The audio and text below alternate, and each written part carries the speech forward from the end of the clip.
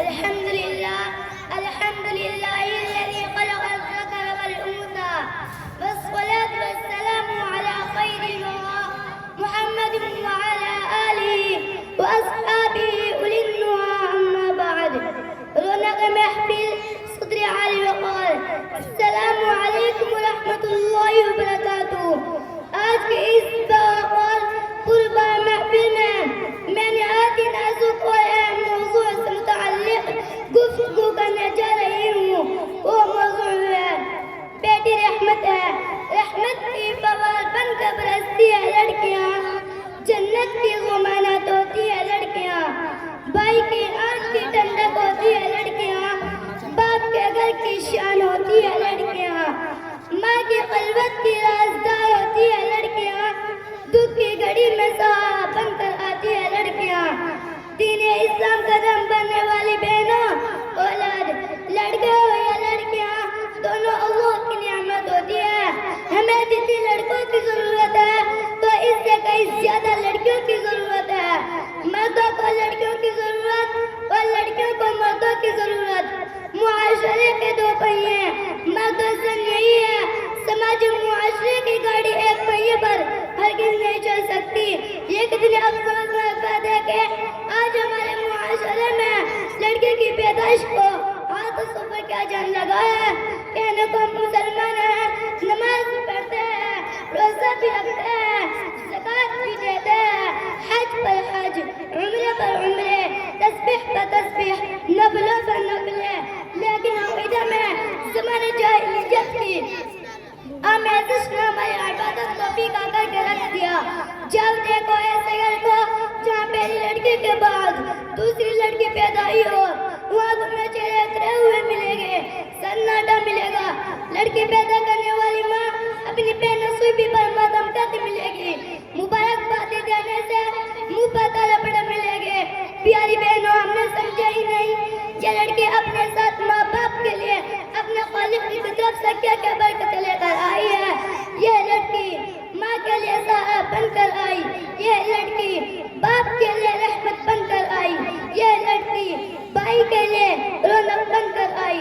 لڑکی نہ ہوتی تو بھائی کس کو بہن کہے گا، لڑکی نہ ہو ماں باپ کس کو بیٹی کہہ کر پکاریں گے، لڑکی نہ ہو تو بھتیجوں کو پھوپھی کہاں سے ملے گی، لڑکی نہ ہو تو بھانجوں اور بھانجوں کو خالہ کہاں سے ملے گی، لڑکی نہ ہو تو ساس کو بہو کہاں سے ملے گی، لڑکی نہ ہو تو ساس کو پوتے اور پوتے کہاں سے ملے گے، لڑکی نہ ہو تو ساس کو نانی کا نواسہ اور نواسہ کہاں سے ملے گے. آؤ آج سے بیٹی کو دل میں بسائے، آؤ آج سے بیٹی کو احمد سمجھے، آؤ آج سے بیٹی کو گھر کی زینت بنائے. بیٹی میری زندگی کا سرور ہے، بیٹی میری زندگی کا سرور ہے، بیٹی سے میرے گھر کا عبور ہے. یہی کلمات میں اپنی تقریر کو ختم کرتی ہوں. وآخر دعوانا ان الحمد للہ رب العالمین.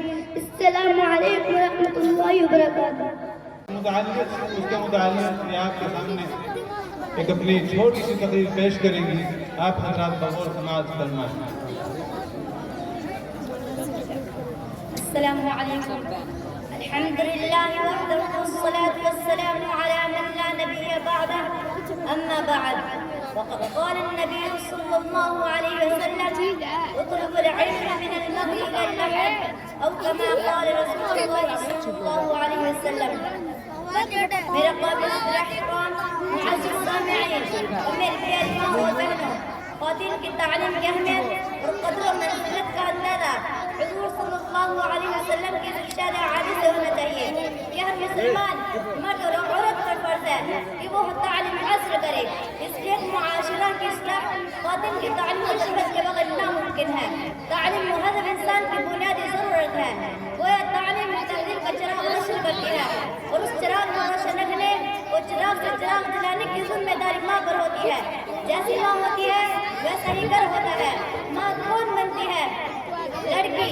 آج ہماری گود میں جو بچہ کہہ رہی ہے وہی کل کے بچوں کی ماں بنے گی اور وہی اپنے گھروں میں تہذیب کا چراغ روشن کرے گی. تو خواتین کی تعلیم کا کیا ہے؟ ماں کی تعلیم. بچے کی تعلیم ماں کی گود سے شروع ہوتی ہے. ایک پرندہ جس طرح اپنے گھونسلے میں چار سکھ کی زندگی بسر کرتا ہے، وہی وہ اپنے والدین کے خصوصیات سے تہذیب اور اخلاق کو درس دیتا ہے.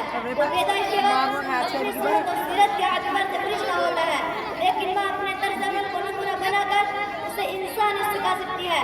گھر کے ماحول کو سازگار بنا کر بچے کے دل میں فطرتاً ہمدردی, محبت, صداقت, خدمت اور میل ملاپ کا جذبات ابھار سکتی ہے.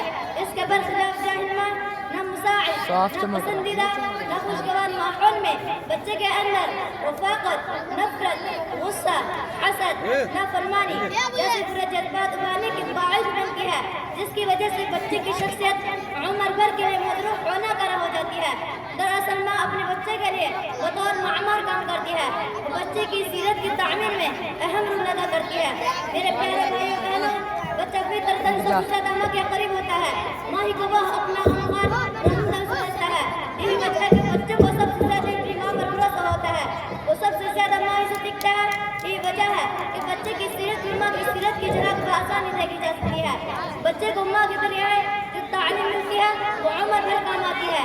ایک مشہور مفکر ماہر تعلیم کا قول ہے, ایک اچھی ماں صحیح معنوں میں یافتہ ماں سینکڑوں استاد سے بہتر ہوتی ہے, اور ایک اچھا گھر مہذب گھر سینکڑوں مدرسوں سے اچھا ہوتا ہے. مختصر یہ کہ ماں سے بچے کو محبت کا سبق ملتا ہے, وہ باپ سے عزت کا. یہ دونوں چیزیں ہماری مذہب رسول کی ضرورت ہے.